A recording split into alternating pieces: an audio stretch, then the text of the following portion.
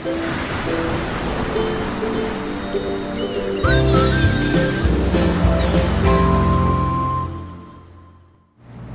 there, this is Allison with Let's Go Travel Tips. As you can see, we are here in our hotel room in Fort Lauderdale. We just got here today, and tomorrow, January 16th, we get to embark on the Caribbean Princess, and we are so excited. And we are especially excited that we get to take all of you with us. And so first of all, I would like to welcome all of our Let's Go family members. Thank you so very much for coming. And also a really big welcome to all of you who are new. We have a lot of new Let's Go family members here, and we are really glad that you came. If there is anyone here who hasn't subscribed yet, we would love to have you subscribe and be part of the family and enjoy this amazing community that we have got here. And just because you are here, it will be even better. So thanks.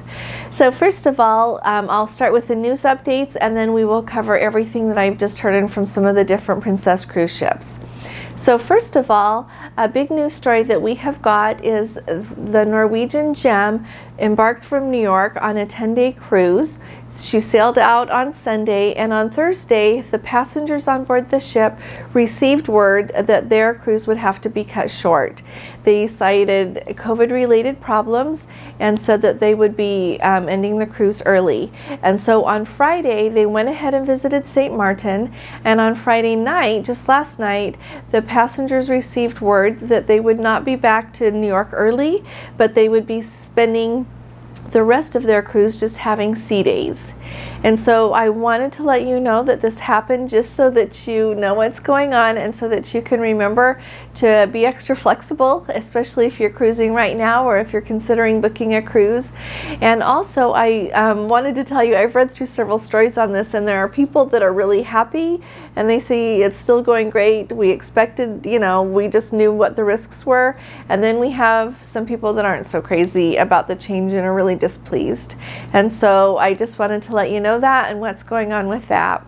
Another big update that we have got coming out of Europe for all of those of you who want to know how things are going in Europe, and maybe you've got a cruise book there or you're thinking of booking a cruise, I think it's really important to know what's going on. TUI, which is TUI, is a cruise line that sails predominantly out of Germany. They recently mandated a vaccine booster as required, and now they have decided that you cannot stay overnight before, come into town, stay overnight in the hotel, and then get on the ship the next day. They want you to just come right into town and get on the ship all in one trip. And so they are, even from here on out, they are just accepting bookings from passengers that book their whole package with them, and so they can be in control of the whole journey. And so in the things that I have been able to find on this, they did not say if it is just due to Omicron or how long it would last. And so I think that's going to be really interesting to keep an eye on, because sometimes you can't just fly all at once or drive all at once if you live very far. And so I think that probably presents some really unique challenges to some of the people that are already booked. And I am sure, at least I would hope, that they'll be working with the people who are already booked, but some people might not be able to book with a cruise with them for a while who are not able to do that. So that's a really big thing in Europe. Another big thing that I wanted to let you know about is the CDC. Now today is January 15th, and remember, clear back, I think it was in October, they extended the conditional sale order and said that on January 15th they were going to discontinue that, and that would be the end. Well, certainly today it has expired and they did not renew it. So moving forward, we are still looking forward to getting some more information on what all they will be requiring of the cruise lines that voluntarily participate in their program. As of right now, Norwegian Cruise Lines, with the cruise lines that they own, so Norwegian also owns Regent Seven Seas and Oceania, and those cruise lines will all be participating, but we are still looking forward to hearing from all of the cruise lines that are under the Carnival Corporation umbrella, as well as Royal Caribbean and their cruise lines. And so we just have a lot of information that we're hoping to get in the next few days, and I'll keep you up to date on that. Another little note from the CDC is, you have probably, if you keep an eye on the news, we've been hearing, maybe with Omicron variant, the masks, the cloth ones are not so good and you should get the N95 or the KN95. Well, the CDC finally made it official they recommend that if you are going to be out and about, that you wear an N95 or a KN95 mask. And so if you follow their guidance, that's where we sit today. Now, I want to let you know we have a few there's one big thing I want to tell you about here, and that is, yesterday I talked to you about the benefits of booking with Princess Easy Air, and I talked to you about that based not only on what we have heard in the past, but also our wonderful Let's Go family member Tracy, that her and her husband just were on a cruise on the Regal, and then her husband tested positive on the testing in between two cruises, so then they had to have him quarantine and everything. And she shared, like I had mentioned, I'll just tell you really fast, that Princess took care of all of their flights. They didn't have to pay anything extra. They just had to show up at the airport when it was time for them to leave town, and because they had booked with Princess Easy Air. Another couple was also quarantined in their group. They had not booked with Princess Easy Air, and they had to take care of getting their own flights. They had to pay $1,000 extra to get tickets to go home when they would be able to go, and they didn't get any money back on their ticket that had gone unused. And so with that, I hope that they can call their travel insurance, and I hope they had travel insurance to be able to get that money back. But I had another great Let's Go family member, Ian. He put a comment and said, hey, under the protocols, it says that if you test positive, that Princess will manage all this stuff for you, including your flights and all the expenses going home. And I just am telling you that that is not what happened with this couple. And just, I'm not saying if it's right or wrong, but that is their real life experience. And Tracy was kind enough to put under that comment that she noticed in the FAQ under the Book with Confidence program that if you book independently, Princess is not going to help you with your flights. And so I know that there are like different programs and different protocols that come into play with this. And so I just wanted to share that with you and let you know what had happened in real life. For my husband and I right now, we're just going to keep booking with Princess Easy Air for the foreseeable future until maybe I don't know when, but just until we feel a little bit more comfortable that we would not have so much risk of maybe having to change flights. We're hopefully not going to have to change these flights, but if for any reason we did, we'd sure like to have help with that.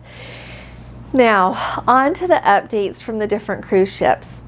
On the Enchanted Princess, Dave just sent me a message, and Paul at about the same time. So I don't know if you two, both being Let's Go family members, happen to know each other already or bumped into each other on the cruise, but you are both awesome to send me updates. They shared that just this evening it was announced that their visit to St. Thomas tomorrow was not going to be able to happen because of the number of COVID positive people on the ship. Now, I messaged Dave back really quick, and he said, I asked him, I said, is it more passengers? Is it more crew? Did they say? And he said, no, it's both. And so due to that, they're not going to be able to go to St. Thomas. They're going to have another sea day.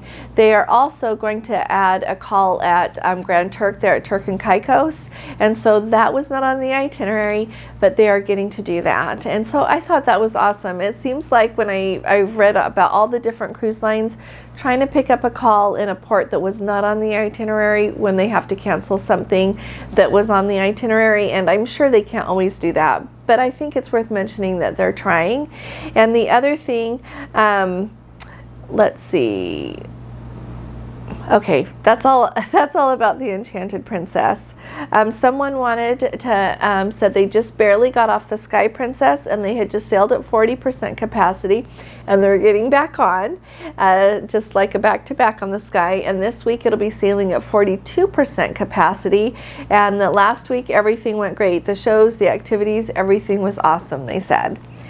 Now we also have an update from the Majestic Princess. Someone got on her today to sail this next week, and she is sailing now with 900 passengers, and everything is going great. Nothing to complain about on the Majestic.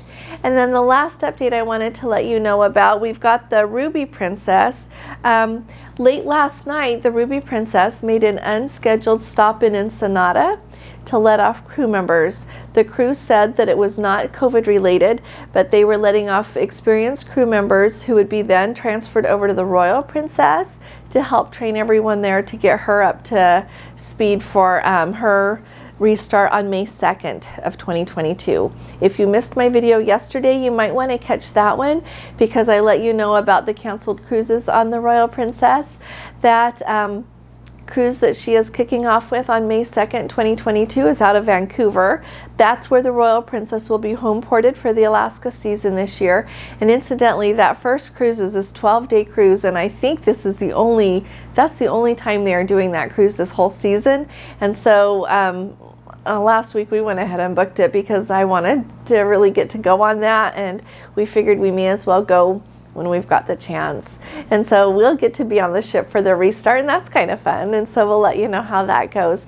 So if any of you have any questions about anything, just put it in the comments below and I'll do my best to get back to you. I really appreciate your watching my videos, and like I said, subscribe if you haven't already. All of my news kind of goes in order, and so I don't often repeat anything that I've said before, and so you'll just want to keep up to date so that you don't miss anything important.